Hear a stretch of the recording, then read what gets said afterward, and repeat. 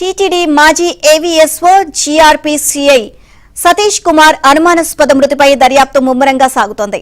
Satish the హత్య లేకపోతే ట్రైన్లోనే చంపేసి తోసేశారా లేక రైలు నుంచి కింద పడ్డారా, అసలు ఏం జరిగింది అన్న కోణంలోనే దర్యాప్తు అధికారులు దృష్టి పెట్టారు. అనంతపురం జిల్లా పోలీసులు ఈ కేసుపైనే కసరత్తు చేస్తున్నారు. తాడిపత్రి మండలం కోమలి గ్రామ సమీపంలో రైల్వే ట్రాక్ పైన సీన్ రీకన్స్ట్రక్షన్ చేశారు. చెన్నై ఎగ్మూర్ ట్రైన్ నుంచి సతీష్ కుమార్ బరువుతో ఉన్న 3 బొమ్మలను కిందకి తోసేశారు.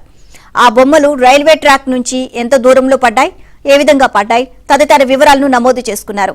ఆ సీన్ మొత్తాన్ని డ్రోన్ కెమెరాలతో రికార్డ్ చేశారు.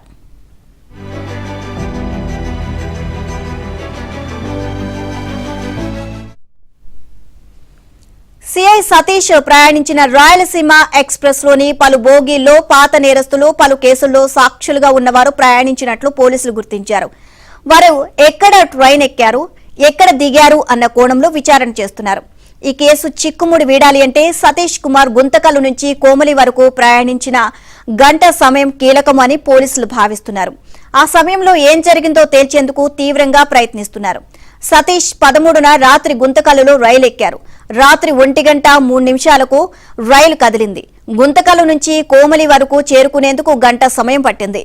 జుటూరు కోమలి మధ్యనే ఆయన విగతజీవిగా మారారు. గంట సమయంలో ట్రైన్లో ఏం జరిగింది అన్నదానిపై దృష్టి సారిస్తే సతీష్ మరణానికి సంబంధించి కీలక సమాచారం లభించే అవకాశం ఉంటుంది అని భావిస్తున్నారు.